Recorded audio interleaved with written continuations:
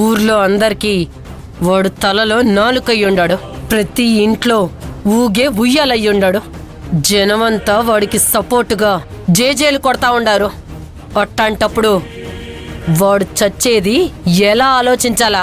అనుకున్నానమ్మా, ఇక్కడ నేను వేసే ప్లాన్లేవి వర్కౌట్ అవ్వవు అని. నువ్వు చెప్పాలా, నేను చేసేయాలా?